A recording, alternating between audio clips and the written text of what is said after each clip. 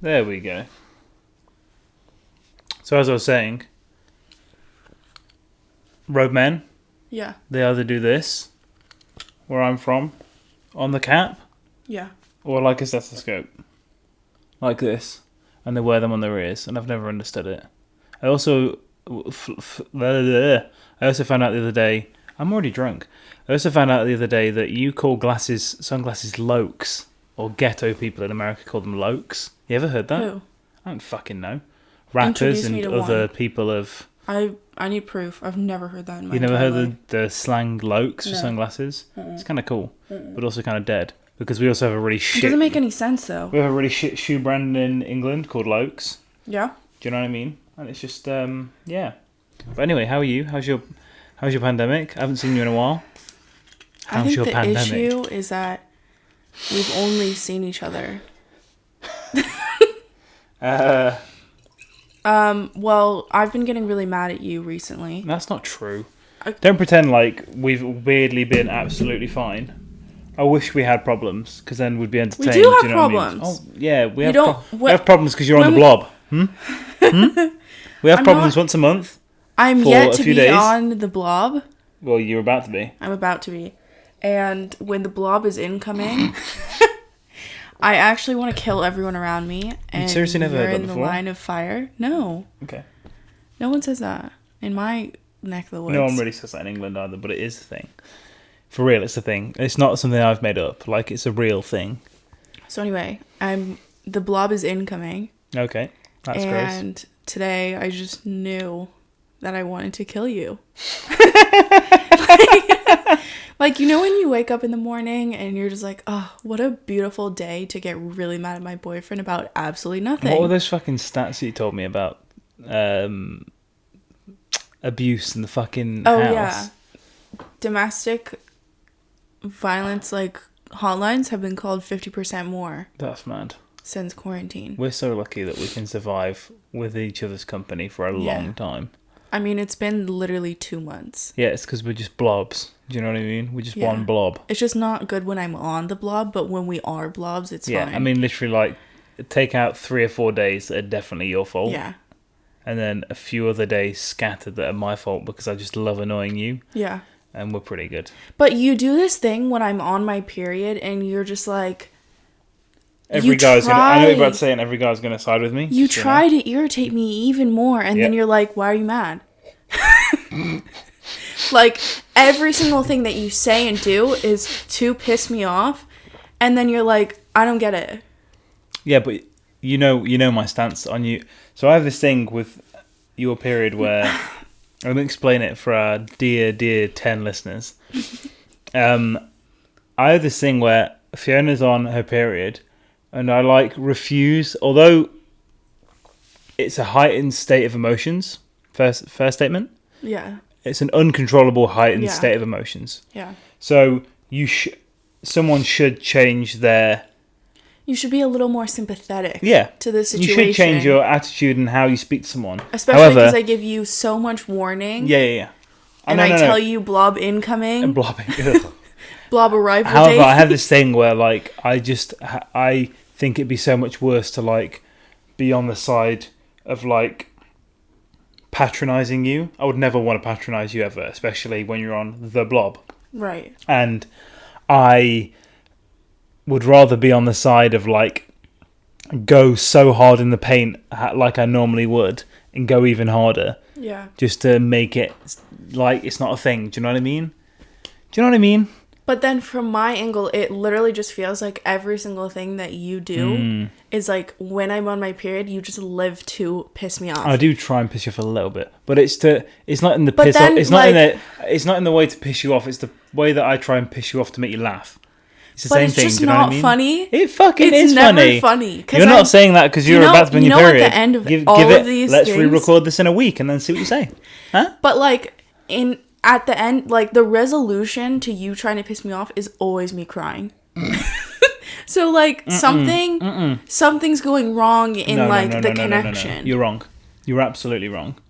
I always cry when you're not when you always cry. Stop sentence.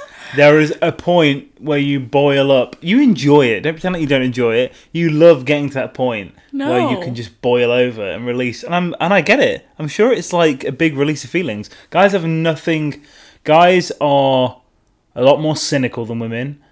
Can be a lot more cynical than women, and mostly are. They're a lot more angry and competitive, like day to day. But they don't have one thing every month that, no matter if they're quite docile as a male like me, I'm such a fucking beta male, and I don't have any big angry alpha emotions. Do you know what I mean? And like there's not one thing that a guy through his physiology where like it makes them boil over. Do you know what I mean? Unless they're like, here's what I'm gonna say, and then we're gonna leave it at that. Okay, go for it. If men had a period every single month, and they You're opening this door? Uh-huh. Okay. It's opened. Okay. If men had a period every single month and they experienced acne, mood swings, severe cramping, bleeding your pants off. Bleeding out your pee-pee? Yeah. Feeling like you're walking around with a diaper on. Yep. Or a diaper in. That must be so sexy. Okay. Must make you feel so sexy. Listen, and you just feel like a bag of shit when you're on your period. At least for me. I can only speak for my own period. But if where would you rank your period on like 1 out of 10? It used to be like... It's pretty bad, right? It used to be like a solid 10 out of 10. No. Hold on. Period. Okay, it so used to before be you like explain an yourself... 8 out of 10. It's like 10 out of 10 is like... I'm sure there's some women who like literally can't function on the period. I don't think you understand. I'm sure you didn't know me. You can't walk and you shit. You didn't know me. Oh, this is before... Oh, yeah. I thought you meant in our No. Period. I've had a period before you existed. The period in our period. This is your problem. You think that my life didn't exist until you walked It really did it. Let's be honest. So anyway. Come on. When I was like in 6th grade, because I got my period when I was like 11 years old. Yeah. So when I was like 11, I had to hide my period because I didn't want anyone to know that I had it. Because I was so young. Late? It's really early. I was in like 5th grade. Yeah. So normally people get it like 8th grade. So I would get such bad cramps. Wait, what's 8th grade here? I don't know. 8th grade. Like what? So anyway. Great explanation. I used to have to get called out and have my mom pick me up because I'd be in so much pain. Like I would lay on the floor in fetal position and cry because I didn't know what to do, and I would like shake and cry, and I would just like freak out because I didn't know what to do. Yeah, but that's different because like that's the what about when like the point of a period is like settled in? Like when no, that happened for like 3 years. I think I would tell me if I'm wrong. I'd assume that all girls, no matter the severity of their period, would kind of be freaking out at the beginning when it happens for the first few months. Do you know what I mean? No, that happened for like 3 years. Jesus Christ. Like if you ask my mom, she would tell you I would have to come home from school or I'd skip school. And when I was in online school, like I would do my homework ahead of time. Yeah. Because I knew my period was coming. Like I was told to go on birth control when I was 14. Yeah. Because of how bad my periods were, and I wouldn't. Or I wanted to. My mom wouldn't let me because it's not good to get on that early. Yeah, taking like I'm warm medication like that. My period makes me really hot too. Open a window. No, the sound's gonna be picked up. So it's fine. Everyone wants to hear our fucking. Oh yeah, blow on the mic. Yeah, you're worried about noise. Yeah. But anyway, yeah. So if you had that experience every single month, you would 100% be like kissing my toes. And be so nice to me because you would understand more of what I go through. You'd be waiting on me hand and foot because you'd be like, oh my God, you poor thing. You're going through this. And instead you're like, you fat bitch. You're going to eat another candy? Hey, I'm going to go ahead and say men could deal with periods better than women. Absolutely not. I've seen you get a paper cut on your finger and you want to die. Yeah, but I'm a pussy. I'm not a... This is what I'm saying. Yeah, but that's different. I don't know. Do you think if you had to give birth... You would just be like, I'm gonna die with this baby inside of me. I'm not gonna push it out. Do you know what it is? It's the period's such a horrible thing for women because like it's a roll of the dice on two things: of one, the severity of your period, and then two, how well you handle like pain. Do you know what I mean? So if it's like really severe but you handle pain well, it's good. But I've gotten so used to it. You get the roll of the dice where you get fucking. But I know, like I have friends who have like 2-day periods, 3-day periods. Yeah. And it's just like an actual tampon commercial of them walking through the park, like, spinning and around, there's birds laughing. landing on them and shit. Yeah, and, like, for me, it's, like... Brutal, yeah. Yeah. But I think for most fire girls... hose of red. Yeah, I think for most girls it sucks. Yeah, I think it's not a pleasant... Even if it doesn't hurt, it's just still not a nice thing. Yeah. And like, let's get really deep and gross. Essentially, the, like, feeling is virtually like pissing yourself a little bit that you can't control. Yes and no. Do you know but what I mean? I don't want to dive into that. I think that's again, a bit I don't much. want anything to leak out my penis or any part of any hole in my body. Yeah. Like, I don't like it when my nose runs. So, you know what I mean? Yeah, you're just kind of a baby. Girls are aren't you? gross, man. Anyway, so we had this discussion earlier, and this is what prompted us to film this podcast. Okay. And I need to ask you this because you wouldn't answer it. I don't know. I've not even been thinking about it either. I was going to try and like think of a few people, but let's do this on the fly. I can think of 2 on the dot. Okay, so the question is, who are 2 people that you are just not bothered about meeting? Or if you ever met them, you would just be like, I wish like, you would see them from afar and just be like, okay. Okay, like, did you say 2 people? Any amount. Okay. I mean, it's probably like really, really... you'd probably have to go for like... Who are the biggest people in the world currently in culture? Right. In the media. And then let's do and people then you'd go want to down. Because, like, I don't know, like... It'd probably be someone like... Okay, let's set the scene. What do you mean by meet? Do you mean like... give me the rest, come on. You can fuck Give me off. the fucking rest. You don't... Jesus Christ. Then you can have that. What do you think, like... I kind of left you a lot, no? Set the scene... Jesus, yeah. Set the scene. You're going to give me a big gulp of that one. No. Mm-mm. Set the scene. Yeah. Okay. Where are we when we meet? Let's go. Let's draw this out. Okay. You're at a party. But it's like... Party, big party, club, small house. Party.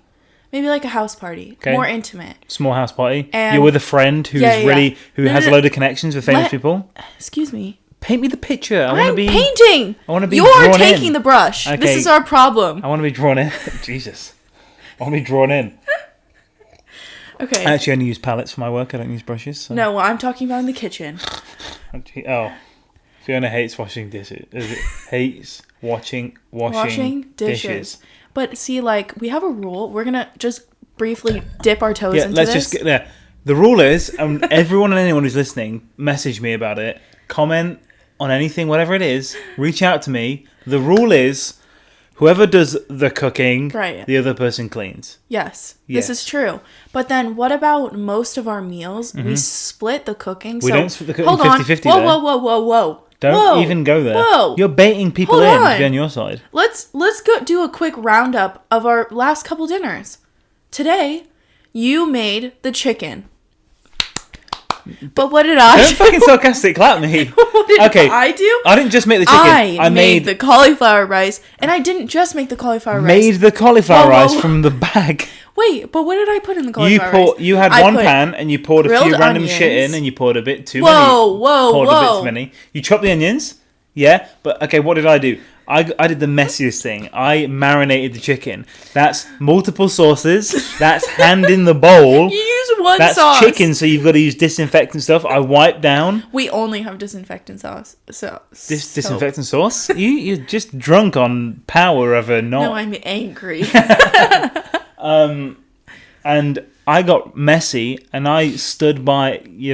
I stood by it, and Vincenzo, I just overwatched. Leave it at the fact that you made the chicken. And what did I do? I made the cauliflower rice. But I didn't just make cauliflower rice. I made Mexican cauliflower rice. No. I put tomatoes in there. I made guacamole. No. I mashed that bitch with my own 2 hands. Yeah, okay, but that's... And I cut up... for fuck's sake. I forgot about that. Yay, NHS. It's 8 p.m. Woo! This is going to pick up on the mic. Yeah, fuck it. That'll be amazing. I cut up lettuce for myself. I put cheese on it. Yeah. What else did I do? I made guacamole. Babe, I did a lot. And what am I going to have to do? I'm going to have to clean the fucking kitchen because you made chicken. Okay, let's... Then the other night, we had a steak dinner. No. Okay, let me try... What did I make on the side? Let me try and rightfully broad stroke this, and let me see if you agree, okay? You make the meat. Stop. I do the sides. Yeah, that's usually the case. And most nights, I do more than one side. That's usually when you make one meat. Shut your fucking mouth. And I have to do the Okay, wait, right. Let's just talk about roles first. You are head chef. You're head chef. Yes. You direct it. You pick our meals. And I'm not non-appreciative of that. And that is something in itself. However, I'm definitely sous chef. And do you know what sous chef does?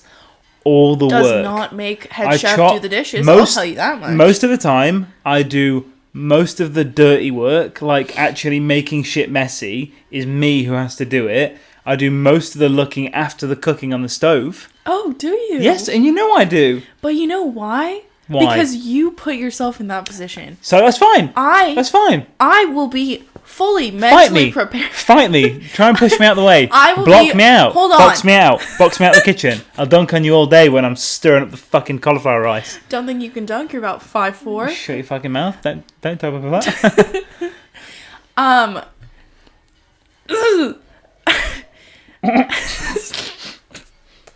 Okay. Here's the thing. Yeah. We'll be cooking a meal, and I'll be like, this is my meal today. I'm going to cook dinner for us. I'm going to make blank insert meal. Yep. And then you're just like, you literally push me out of the way. Your shoulder is about 2 times bigger than me. I cannot fight you. And you start stirring. You're unhappy with the way I stir onions. Yeah, you can't stir for shit. You can cook, but your technical ability is trash. I like to stir things the way I like to stir them. And I am a gentle stirrer. You're not a gentle stirrer. I've seen you. You push two or three bits forward, and then you drag it all back to the same place. The stuff on the outside gets left in. I'm a professional stirrer, okay? You have the direction, okay? You have the creativity. You have the flair. You don't do the body of the work, and you don't have the technical skills. That's where I come in. Technical skills? You don't know how to freaking get the skin off a garlic clove. Yeah, I do. Vincenzo. Crush it with a knife. You didn't peel it. We have our own garlic squeezer. When did you learn that? About approximately 2 days ago. No, I know how to do that already. You didn't know how to cut an onion. No, I know how to cut an onion. I've never seen you cut an onion. You've watched me cut an onion multiple times. Don't show up because we're on a podcast right now. Your fucking cameras are on. Cameras are on, and you're going all big bollocks, making up shit. Trying to make me look bad. It's quiz night. This is what you do in front of our friends. I'm painting the picture. It's quiz night. Oh my god! I swear to God, this is what the girlfriend does all the time. This is one of the girlfriend's role, which is when there's eyes on you, virtually or when you're in person, a girl will be like, "Oh, he never does that or this." Why are you trying to show me up? That's not accurate. That's not truthful. Listen. Be accurate and truthful. How many times did you see me cut an onion? I have to sneeze. It's not going out. Okay. Anyway, I've never seen you cut paint an your fucking picture. Paint the picture. Tell me about your rappers and whatever we're talking about. Hold on. Then we're going to move on. The recipe calls for ginger. How are you going to serve it? What are you going to do? How are you going to put it? How are you going to take it from a little thing of ginger to the pot, to the pan? What are you going to do? Tell me. Walk me through it. What do you mean what am I going to do? You said you have the technical skills. So you take a thing of ginger. I didn't have the technical skills for everything. I said I have the majority of the technical skills. I have the majority of the technical skills. What do we cook with? Ginger, garlic, onion. Those are the big daddies. Hey, you might know how to do it like me, and some things, yes, you absolutely know how to do, and I don't. However, your execution isn't as good as mine. Whoa. It's as simple as that. You can't stir a pan. Your mother would be very upset. My mother would be proud of how I stir a pan. What, just push a little bit forward, pull a little bit back? I don't want to aggravate the onions. Don't want to bruise my onions. You know what? They're J-chillin' on the pan. Yep. They're just like me. They don't want to be picked doing up, anything ever. Tossed around, thrown about. They want to just like... Yeah, but you're not trying to sweat your onions. You're trying to caramelize them in this situation. And they don't... It's a slow process. Yeah, so you have to let them sit. So you have to slowly kind of move them around. Push them back and forward so none of them gets evenly cooked. Correct. Yeah, that makes no sense. We're going to watch onion videos tonight. We're going to watch people cook onions. Paint your fucking picture. Okay. You had a question. You're at a party. Yeah. And you have a good friend there. Someone like a Leon. Yep. And he says, do you want to meet blank? Because it's very... Because I get introduced to people because I'm the cool friend who can handle meeting big people. Because I'm so famous myself. Do you know what I mean? And I'm the friend that doesn't know who I'm being introduced to. Yeah. Can I tell a story quickly? Nope. You know what I want to say. Nope. So basically, once you're at a party. Once Fiona met Frank Ocean and didn't know who he was, just throwing that in there.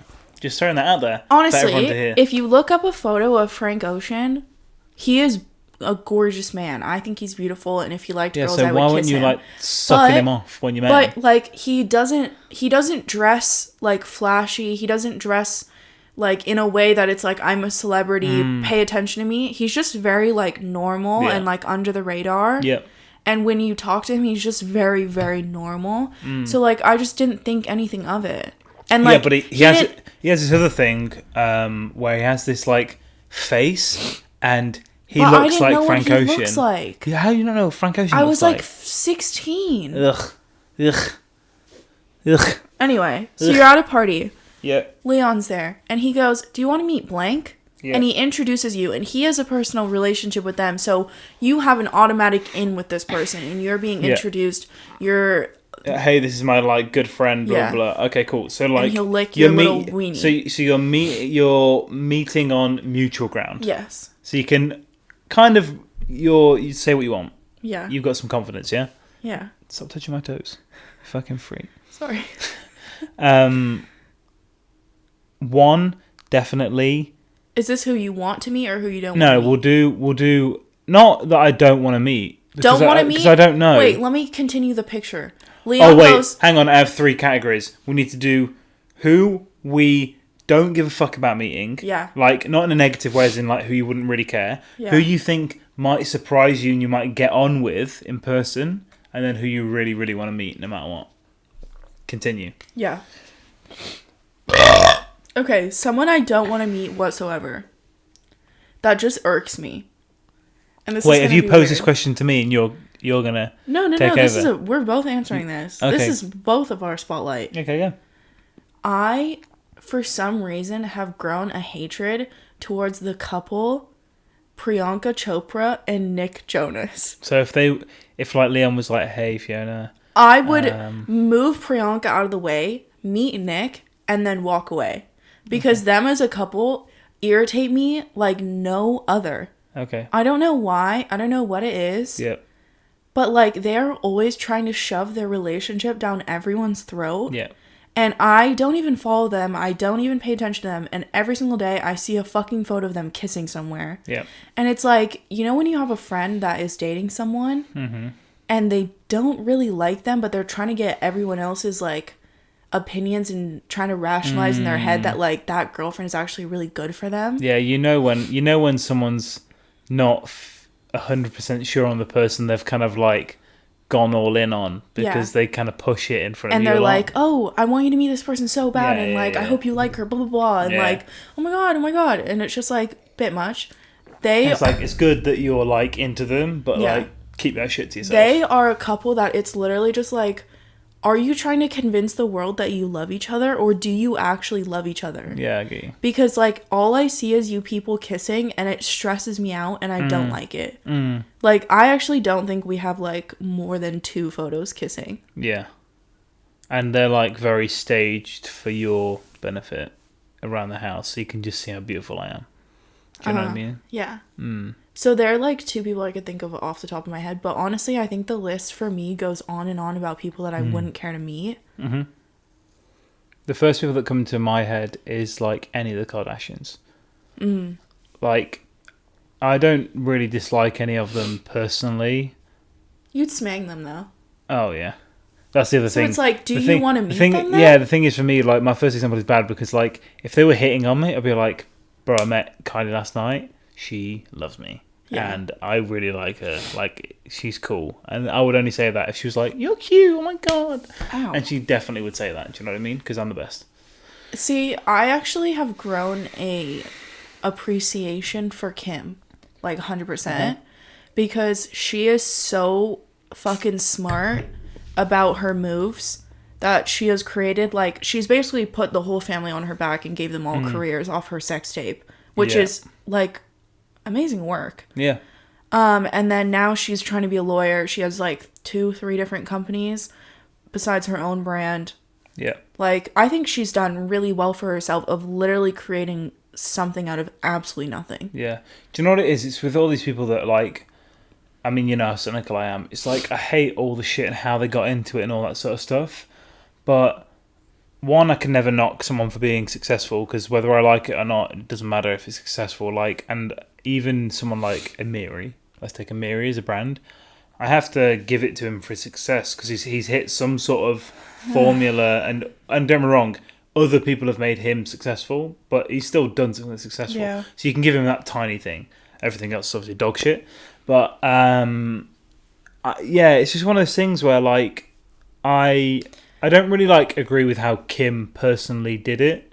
Right.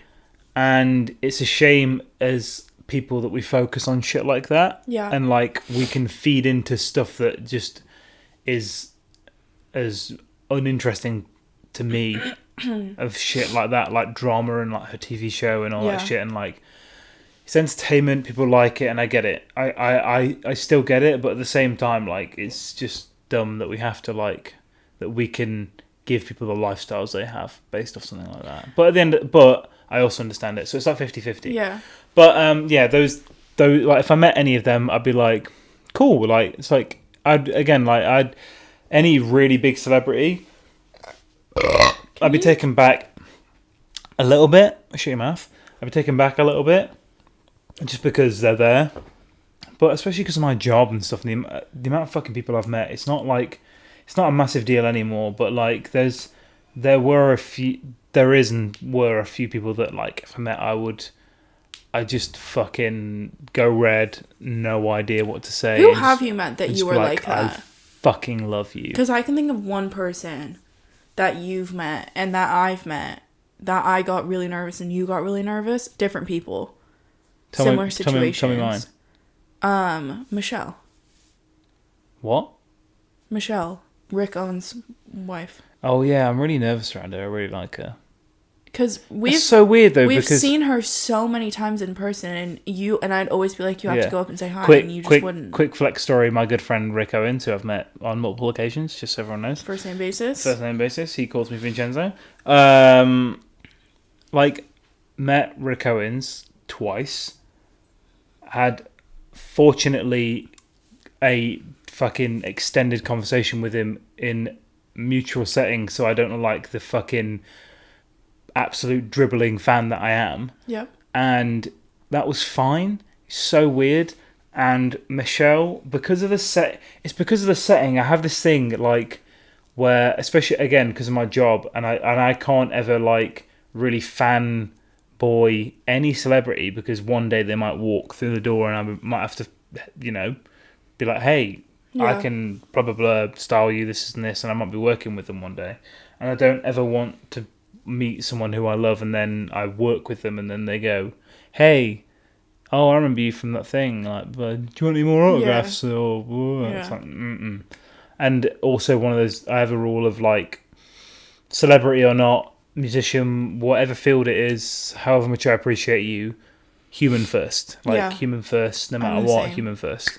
And even if my initial reaction is, like, taken back a bit, like, I get why celebrities, I get why they exist, I get why people are bigger than other people, but, and it's uncontrollable that, you know, like, again, I don't give a fuck about what Kylie Jenner does, but if I saw her and she was next to me, and as, like I said, with Leon or Paul or Willow, whatever, and they're next to me, and, like, we're in a conversation, I'd still get a little bit, like, warm and embarrassed and whatever, because they're just so big. Yeah. And that still might be my age, and I'll probably get over that at some point. But, yeah, I don't know. People like, Michelle.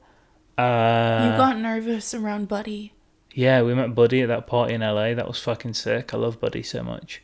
And so many people I know Buddy. He's not that many people. He's not that many. Know him so what's that fucking book where they explain, like, how many people are away from you? It's Malcolm Gladwell. Yeah. Whereas it's like the maximum someone is away from you is like 6 people. Is it 6 people? Something like that. I think it's like, I think it's 6 people. Someone's a maximum 6 people away from you, right? Yeah, something like that. But yeah, like I'm really fortunate that like just in like Harrods and like where I work now and my career, Yeah. I get to meet cool ass people. And I've been thinking about that a lot more of like making sure the people in your life are people like you're actually just like interested with, and then if your humor and your humility and your fucking values align, then you can be friends with them. Cool, but like it's really weird. Like it goes back to the thing I think we talked about in the podcast about clout chasing the other time. To quickly link back to it about like, adults clout chasing in the office is the same as kids doing it, and like it's essentially networking. And to me, I don't think there's anything wrong with trying to meet people who you really admire or inspire you. Right. I think it's great to chase down and try and meet those people, even if they're big celebrities or quote nobodies. Do you know what I mean? But I think you have to have the honesty at the back of it. Is even if you manage to meet, say, all you want to do is meet like me, Dave. All I want to do is fucking hang out and meet with Dave Chappelle. Yeah. If me and I'd like to think that I have the honesty that if me and Dave Chappelle didn't get on, then that would suck so bad, and it's just tough shit, and that's it. I wouldn't hang. Say in a random scenario, I get to hang out with Dave Chappelle. Me and him are in the same place for a couple of weeks in a row, for whatever reason. If we don't get on, I'd like to think, maybe not because my career is nowhere near his, and he could catapult me into fashion fame or whatever. But I'd like to think that, depending on your level of where you're at in life and how you feel where you are, I wouldn't chase that relationship if he was a cunt, for example. Like I wouldn't. Right. I'd like to think I wouldn't do it.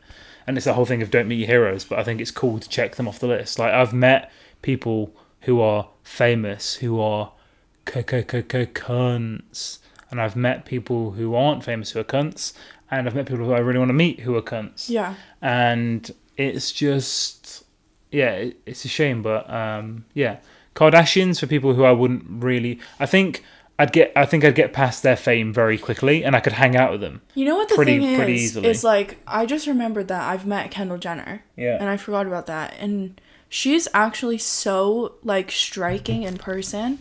Like when you see her, obviously she's had like loads of work done. People say that she hasn't, but she has. I don't know if I was to guess out of all of them, probably not. No, she like doesn't matter. Anyway, if you see her personality and like what she's like online, I don't. No, it depends on what you mean by work, though. Do you know what I mean? What do you mean by work? She's had like 4 nose jobs. She's had butt injections, and Kendall. Yeah. Butt injections. Yeah, like if you look, it's fine. Moving on. I can like promise you that. So anyway, she's had work done to like make her look the way that she does, but she also has natural genetics that factor into it. So she's fucking tall. Okay, without shoes on, she's like 5'10", 5'11". Way taller than me. And when I saw her, she had like fat 4-inch heels on. And she was the center of attention because she was shooting. But she is just so like gorgeous because she came in on for a fitting one day, and she didn't really have makeup on. She was just in like jeans and a t-shirt, and you can just tell that she's gorgeous. Like she's so striking in person that like you can see why people are so attracted to her. But then I've met so many other models, like being a photographer, that I'm like, you are fucking beautiful.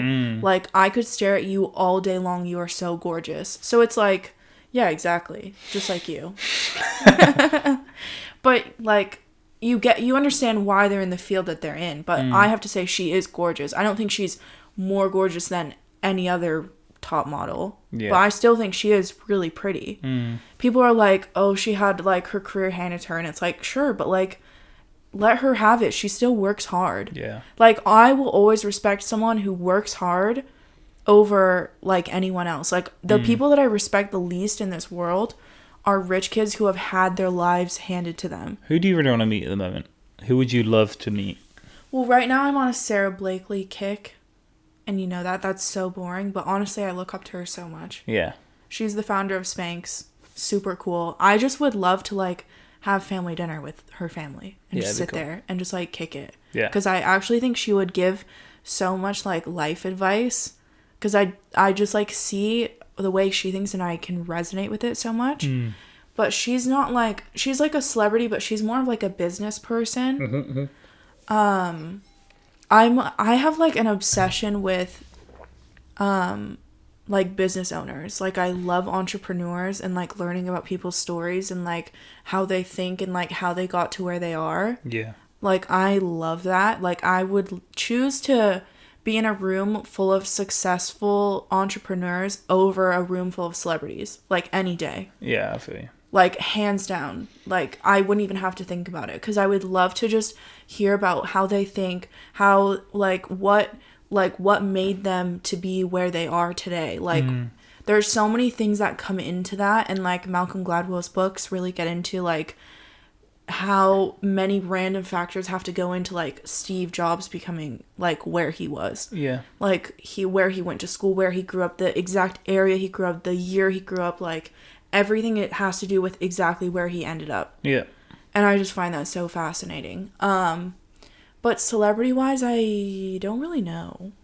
Okay. I can't think of like a celebrity that I really look up to. Not like that. Who would you just like? Not, you don't have to tie it to anything so serious. Like, who do you think would just be fun? Who you want to meet? Who do you think you get on with? Because they're still people, but it's just that they have exceptional talents in something, and it's highlighted, so you get to see it. So that's why people want to meet them. I actually like I said earlier, and I really don't like that this is the one person I'm gonna pick because I think it's so cliche. But I actually think Kim Kardashian is so fascinating. Just because, like... I don't think I'd like her personality still. I don't know if I would like her I don't think I'd hate her, what? but me and her would not get on, I don't think. That's kind of true. I don't think I would get on with her personality, but I really look up to, like, her decisions of, like... It's so tough to know how people act, though. Like... Yeah. Like, to suck off my favourite podcaster, it's like Joe Rogan. He is the only interviewer ever where I have seen the third layer of someone, which is them. So, for example, what I mean by the third layer is... A great example is Kevin Hart. So you have Kevin Hart as the performer comedian. So him on stage, him in a film, him shooting a commercial, him shooting a YouTube video, a breakfast, whatever it is. Yeah. Then you have the second layer of Kevin Hart, which is the serious interview Kevin Hart. But there's still an agenda on the table. Because there's no agenda for Joe's show, and because he's so genuine, he brings out, and it might not always be exactly who that person is, because he talks about this a lot, and I agree, but I think it's how people should aim to be generally anyway, is that speaking on podcasts, and our favourite Joey Diaz says this all the time, which is that you're accountable for what you say. Yeah. You have to really, really say how you feel, because, like, and don't get me wrong, like, who you are is also, like, kind of like racy jokes when you're with your mates. It might be like, or like talking shit on someone, or there's some things even that like, for example, be like publicized. Like what you for example, say with like your friends. I don't think anyone in their friends group has ever not made like a racist joke, whether it's about their own race or another race. All that really like dark memes and all that shit. Keep it to yourself or whatever. And I think if someone gets like accidentally exposed for that, take it for the context it's in. Blah blah blah. But anyway, his thing is, because he's so natural and normal, and there's no format to his podcast at all. It is just a sort of like full conversation. It should just be, keep it near you. You're quiet. You're also way further away than me. Really? Hey, you're like out here, bro. Sorry. And you remember, I'm like leaning in. You know, I'm just trying to help you build your podcasting technical skills. You know. But yeah, he brings out this third layer, which is, I'd like to think, probably as close as you'll actually ever get to how someone is on camera. Yeah. Like, I love the Two Bears, One Cave podcast with Tom Segura and Bert Kreischer, the comedians. And I've said this before, and I don't want to say this because I don't know, I have this thing in my head where I've like, every time I actually, as much as I openly critique people, every time I say something, I'm like, fuck, what happens if I meet them in person? I love Bert Kreischer, However, I think he's so much more funny on podcasts, and like his natural personality, I would love for that to shine through in his stand-up, because I don't think he works as a I don't think his stand-up works so regimented. And like his latest stand-up, I liked, but I didn't love. Yeah. Some people are just funnier in a natural off the cuff, setting. And that's how I want it to be. And like, even like Tom and Bert are so funny together as friends, and however they are, I love how they interact. Go and watch their podcast, Two Bears One Cave, and The Fighter and the Kid with Brendan and fucking like all that Joe Rogan group. I love their podcast so much, but even then, in a comfortable setting where they have the camera guys who are their boys, it's just them and their mates who are in the same industry. It's amazing. It's the most natural setting. A camera is still rolling.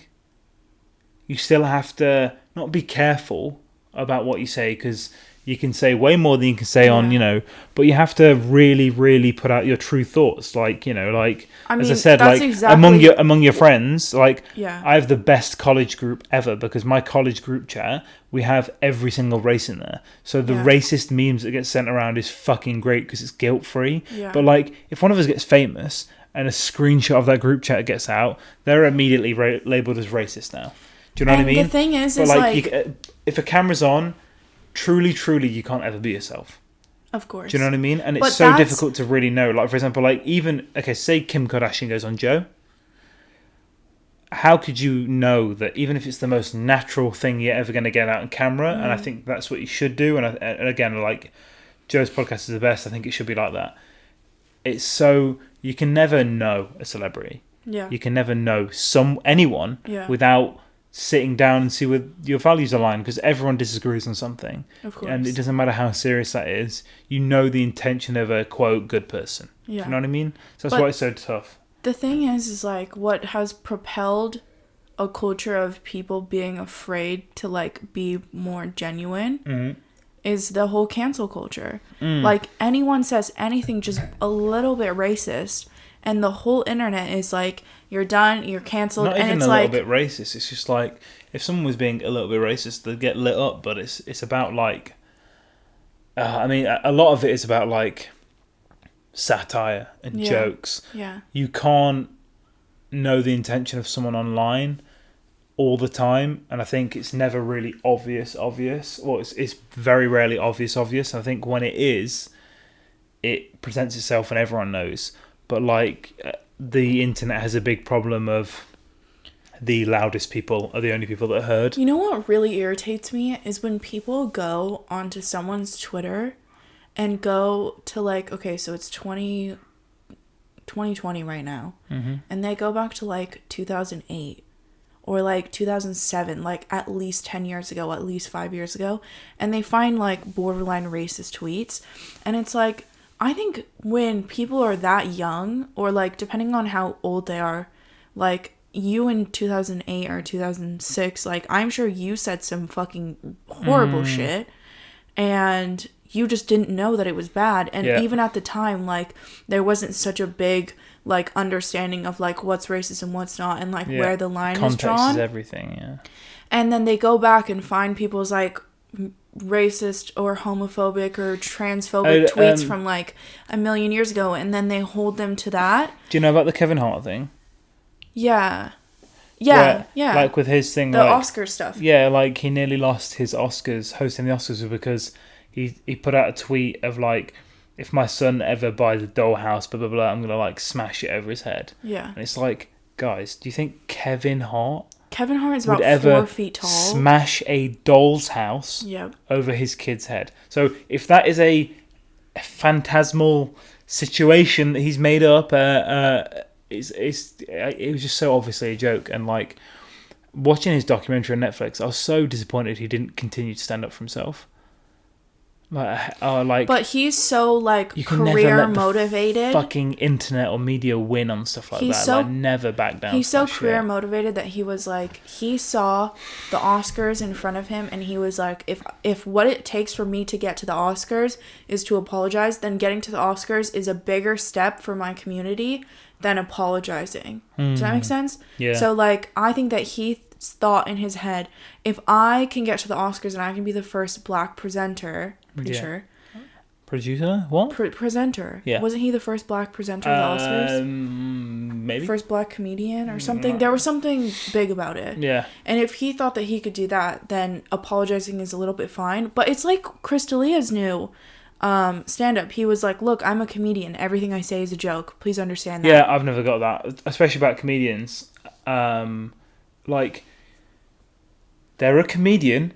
You've paid to see a comedian on a stage. Yep. A stage means it's staged. It doesn't mean it's a performance. And just because they're trying to connect with you on a personal level and seem real to make the joke funnier, it's like, how are these people? And like, the worst ones is like, we love our comedians and we love their podcasts. And they tell all these stories about comedy clubs. And they tell a extreme joke or a racist joke or a sexist joke or a homophobic joke or a whatever, anti-religion, whatever it is. Joke.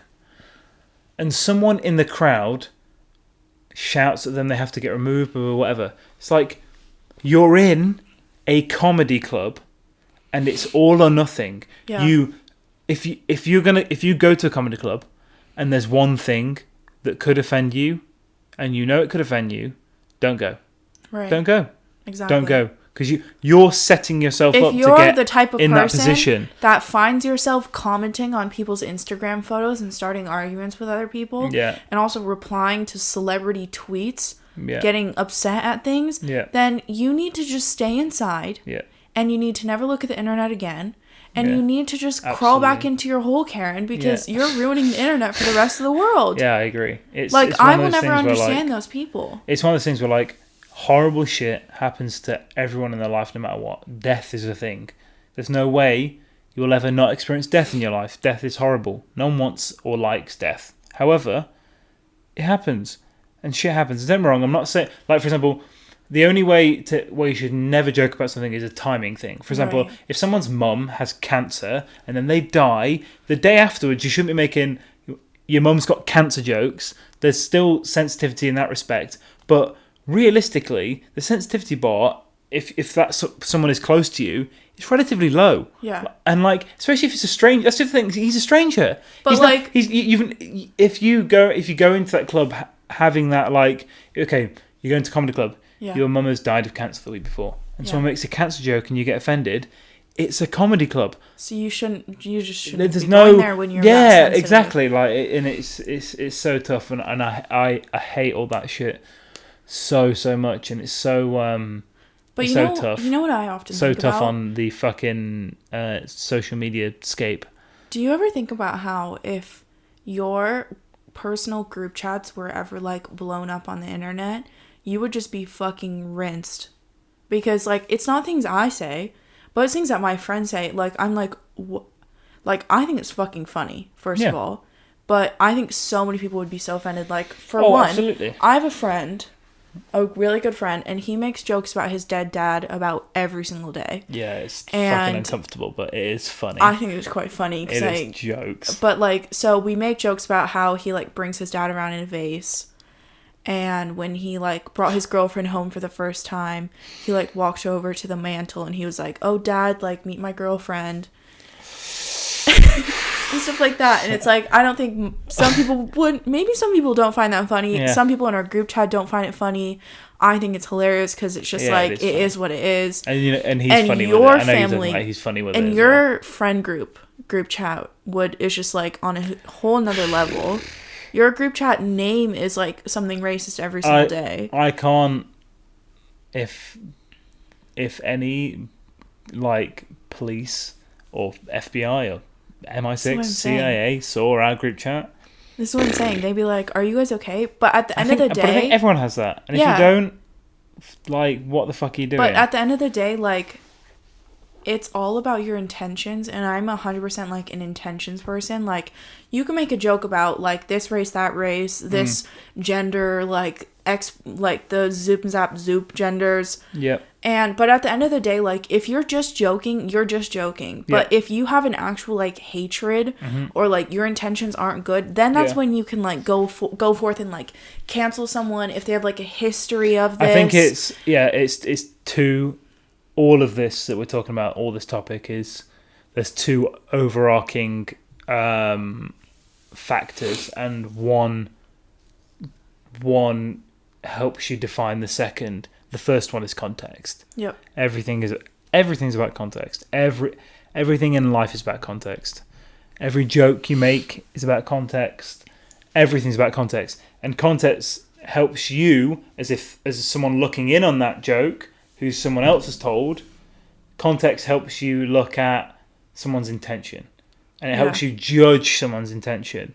And I think context and intention, especially around jokes, are like the main thing. Okay, so speaking of context and intention and saying stupid shit. Yeah. Shall we talk about how the Donald Trump quote, because we have different conclusions on it. Yeah. And I'm just going to read it. Yeah. Okay? I'm going to read exactly what he said, and then we can break it down a little bit. There's a video too, so go and watch the video if you haven't watched it already. Press briefing on coronavirus the day before. Donald Trump said, "And then I see the disinfectant where it knocks it out in a minute, 1 minute. And is there a way we can do something like that? By injection inside or almost a cleaning? Because you can see it gets in the lungs and it does a tremendous number on the lungs. So it'd be interesting to check that. So you're going to have to use medical doctors with, but it sounds interesting to me." Yeah. Do you think he is joking or not? I have two answers. One, although the video doesn't really make you feel like he's joking, I think basically he does this a lot. I hoped he was joking in the beginning because he kept looking at his like science advisor in this video, and I was hoping that he was like joking, and he was trying to drag her along, and he just doubled down on being serious because fuck it, and he was just trying to be funny. And he explained in a later comment that he was either trying to be funny or he wasn't being. After like every single company who makes disinfectant, antibacterial stuff was like, absolutely do not inject anything into your veins. Yeah. Like, please do not inhale, do not drink. Like, please, that's a lawsuit. Okay, the other then he turned around. He was like, "It was a joke, everyone." Yeah. I feel like it was a joke, and he has got very dry humor, and I think his biggest problem is he almost forgets he's the president sometimes, and you should have a sense of responsibility about even the jokes you say and whatever. And again, he's still a human being, but that doesn't mean that you're not the president of the United States. However, I have two takes. The first one is he was either joking, and I think he was joking because he is, whether you like him or not, hilarious. He is not funny at all. He is funny. Second thing is he sends memes to countries' governments. Is that not funny? No. That's hilarious. And like laughing at him or with him, it doesn't matter. He is funny. I do not think he's funny. I actually think that he's not incredibly intelligent. Yeah. Okay, this is my second point. Even if he was stupid enough to think that could happen, listen to the quote, listen to exactly what he said, listen to the words he used. People are very unfair because it's him, and I also get that because I don't like him either. But everything, again, context. Take case by case. Let's take this on its own merits. Could there be something like this? Is there something like this? Would you recommend? He's talking to someone, he's asking questions. And yeah, if he was being serious, he's asking some dumbass questions. But he's only asking questions. And again, it makes it worse because he's the president. But at the end of the day, the bottom line is he's only asking questions. He didn't, like, for example, like the people that did it and died, your own fault. He didn't tell anyone to do it. That's natural selection, honestly, but still. He didn't. He's not told anyone to do shit. There is a clip from a press conference where he is essentially talking to someone, asking questions. He's not directing anything. He's not even hinting you should try it. He's just asking questions. So he was either joking, which I would like to believe he was, because he does, okay, whether you believe he's not, he does try to be that funny. And the second thing is, okay, even if he was being serious and he's just dumb, he was not pushing it on anyone. He wasn't forcing it on anyone. He didn't tell anyone to do it in any way directly at all. He was asking questions about, could this work? He could also say, could shooting yourself in the head work? And if someone shot themselves in the head, it wouldn't be his fault. You can't here's my issue. You can't listen to someone asking, could this work? Yeah. Then do it. Okay. Then blame them. Look. Do you know what I mean? Here's my issue. I agree with you on what you're saying, but absolutely, is it someone's fault when you are the president of a country during a worldwide pandemic that there's no solution to?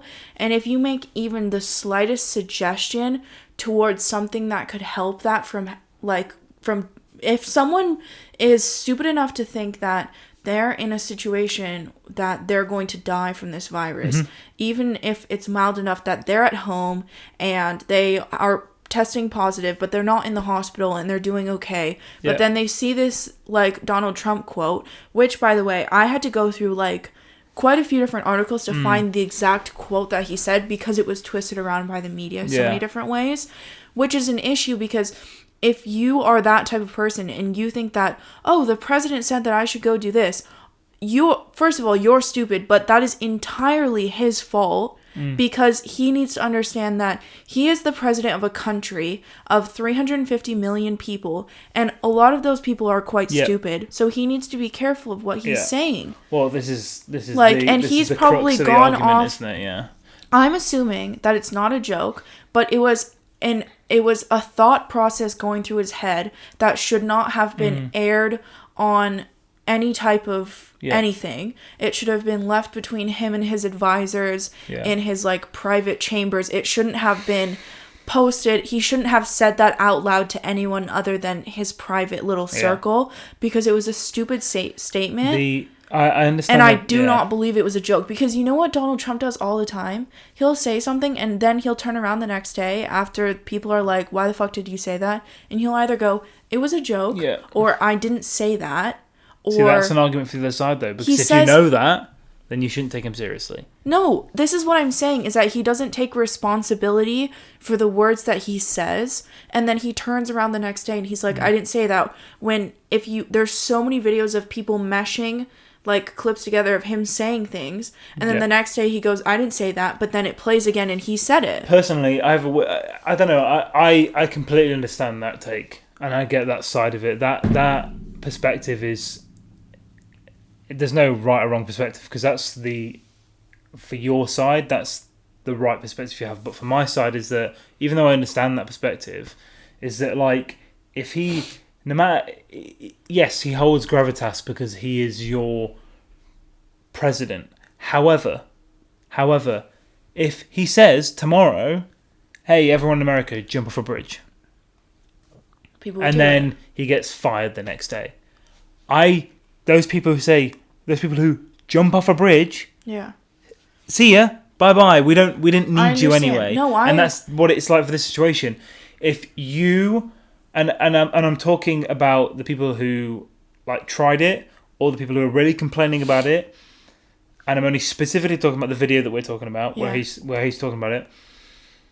If you see a video, doesn't matter if he's your president or not, of him being inquisitive, and he's not making, the other thing I have to remind you, he's not making dumb suggestions, he's asking dumb questions. So he's not even suggesting anything. But he's nowhere near suggestion. He is asking. But then the issue is that, his dumb question got twisted and turned into his not his fault. Dumb suggestion. Not his fault. No, I understand that's not his fault. That's the media's fault. But then at the end of the day, he posed the question, he started the conversation, and if anyone is seriously injured or like hope no one has, but dies from this. They have. So some random suggestion that they were talking about in the media that works. It might not have been him that time, but anyway, there's been like weird shit. Yeah, but anyway, dumb shit into themselves. It is the blood's on his hands, in my opinion, because he should not go out knowing that he has that type of influence on people without being prepared on exactly what he's going to say, and have everything written out for him and double checked by a million different people, because he's had so much shit happen during his presidency, during his whole career of whatever you want to call him, that he should really just have his fucking words checked. I mean, people were saying he should not be on Twitter. Yeah, I agree. Because he is just so, like, a cannon, and it's just like, what I can't agree with the blood saying? to be on his hands, though. Because that saying it's on his hands means that rule would have to exist across the board. Because that's not how... Like that, for me, to say the blood on his hands for someone... When he's asking stupid questions that someone might do something stupid from... The stupidity and that act on it and someone like dying from it, that's on them at the end of the day, because he's not forcing them to do it, and he's still a human being. And again, I understand the position he's in. He holds more gravitas. He needs to be more responsible than the average human being. But when we're talking about that extreme of someone dying from something that he said, you can never ever say the blood is on his hands. Okay, you're ever, right. because I think anyone ever that impedes that. Saying that the blood would be on that person's hand would be impeding free speech. And I'm not saying, for example, that like you should defend a cult leader who manages to convince people to fucking drown them, do a mass drowning in a fountain somewhere, because that's different. That's psychosis, and that is the need to fucking, I don't know. It's like. That's like the need to manipulate people and loads of other issues. And that's not the baseline issue. He's meant to be, quote, sane. Well, here's what I think. If he says something stupid and someone does something really, really stupid off the back of that, I think he holds some... I think depending on, again, all about case-by-case context, he holds a small amount of responsibility. But I don't think agree. He holds the majority, and I don't think he should get in trouble in this case for asking those dumb questions. I'm sure that's part of like a long ass discussion and whatever, and then someone clipped that. Do you know what I mean? Yeah. No. Okay. I recant my previous statement because you've brought in a different like way. Whatever. I don't even know I'm where my always words right. have That's what you're trying gone. to say. Yeah. Shut up. No. I think that he's partially responsible, but I also, because he needs to be aware and he needs to be held accountable for the influence he has on people. Yeah, because he knows, he already knows when he has the job, but what influence he has on people. Also, he's not forcing someone's hand to drink disinfectant. Bleach and shit, yeah. That's another aspect. And also, the media has twisted around his words. Yeah. As always. So, I think that there's quite a few different factors, but it all stems at he shouldn't have said what he did. Yeah. And if he never said it, then this wouldn't even be a discussion. Because if he had his fucking speeches wrote out a little bit better, or his, like, I don't even know how the whole process works, but if he had a little bit more of a rein on what he was saying and a little bit more poise, you think it might not have happened? Then it wouldn't have. Yeah. Well, no. Well, because he wouldn't be talking out loud his thought process. I agree, but what I'd say off the back of that is that the person that did that, their friend might have made something like that up the week later, and I think if you are stupid enough to do that off the back of his head, which, as you said, would be partly to blame. Yeah. I think that person would have done something else of what anyone else...